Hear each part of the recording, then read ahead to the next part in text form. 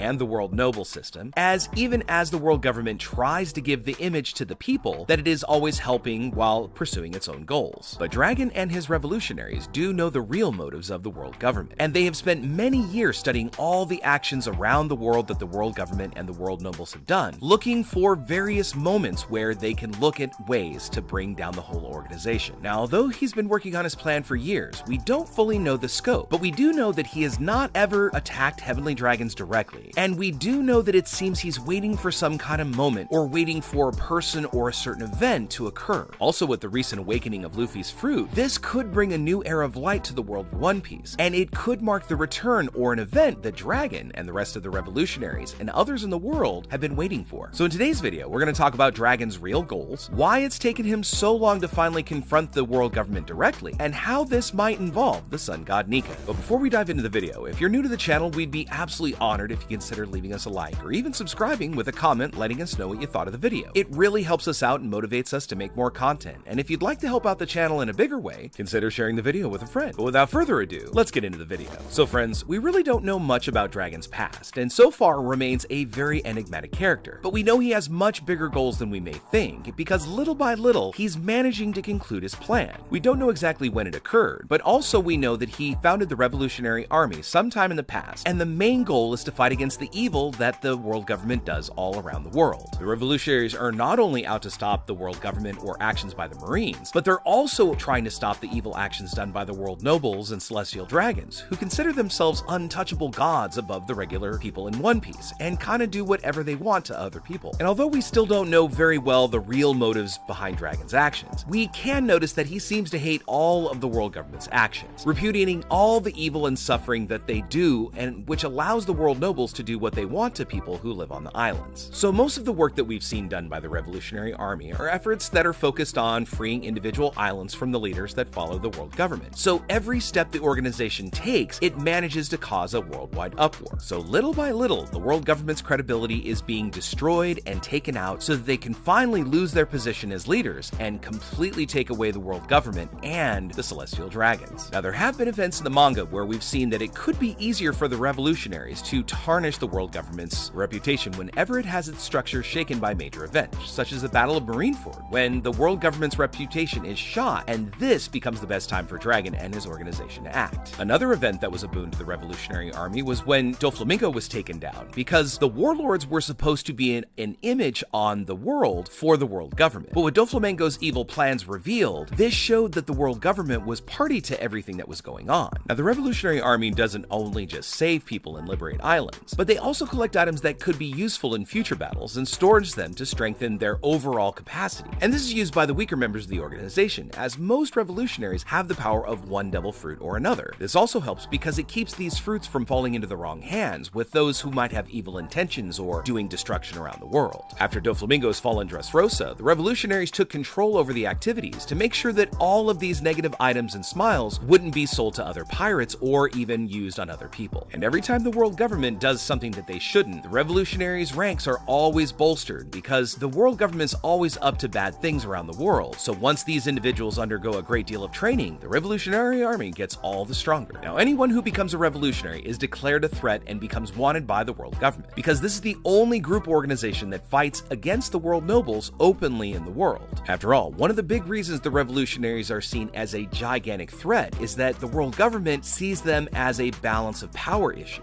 because they already try to maintain power with their pillars, but the Revolutionary Army could easily take out one or more of those pillars and threaten the overall ability of the world government to act and take out its plans. Because he is the leader of the revolutionaries, Dragon is known as the world's most wanted man, and not only is he feared by the world government, but also Dragon's allies are very strong. I mean, his second-in-command Sabo faced a Marine Admiral in combat without fear. With this, Dragon proves to have a very skilled roster and is able to face opponents even stronger than him because of not only his ability and the abilities of his people, but his high reasoning capacity and his training that he does with the revolutionaries. And aside from Sabo, we can't forget Emporio Ivankov and Inazuma, who were caught after being arrested and were kept on level 5 of Impel Down. So although the revolutionaries are a very strong group of people and do have some influence in the world of One Piece, they haven't done their full plan against the world government yet, because Dragon only commands actions that are favorable to the organization and only where victory is assured. So Dragon might actually be waiting for something to happen, so that finally, with all the power that they possess, they can take down the world government, and so it means that they could be waiting for something very important that might further his plan, or is really necessary for them to be able to further their plans. In fact, they could be waiting for the only person who can actually defeat the world government. So with the recent awakening of Luffy's fruit, where we see that he got the power of the sun god Nika, we see that this is a deity responsible for bringing joy to the people and defeating opponents who try to stop him. So with everything that Dragon knows, could he have been waiting for the sun god Nika to return so that he could further these goals? Because perhaps is Dragon and Nika after the same goal, which is of course to save the world. I mean, we know that they both are out to save people from the evil that the world government does, and they're out to free slaves. So it could be that Dragon found out somehow in the past about the legend of Nika. With all of Dragon's travels around the world, it's highly probable that he heard of all these different sun god stories around the world. And after putting it together with what he learned while doing studies on the world government, he may have actually linked it back to the very legendary devil fruit. Just for instance, the fact that Skypiea talks about a sun god Nika, and also it's talked about in Elbath, so there could have been other records. After all, the world government always tries to destroy any information about Nika, and even went so far as to change the name of the devil fruit. So it is possible that Dragon got this information about the possible return of the sun god Nika. And be able to complete his plan, he began acting little by little, awaiting the sun god's return, once whoever inherited the fruit awakened the power. So now that Luffy has managed to awaken all the powers that the fruit could really give him, and actually possesses the Zoan fruit, and has become the sun god Nika, what is going to happen in the future? For now, only the people that are present on Onigashima and the Gorosei seem to know that Luffy has managed to acquire this power. But it's only a matter of time until this information gets out. But once Dragon hears of this, could he go and find Luffy, and this become the moment where Luffy gets to meet his father for the first time? And we might even see that Dragon really is seeking out Luffy to get his help, because there might be something that only can be done by Luffy, or rather, only done by the Sun God. Because even though the Revolutionaries are a large organization and have many powerful members among their ranks, we're talking about the world government, the Marines, and this shadowy SSG, which are some of the most powerful organizations on the seas. So the Revolutionaries alone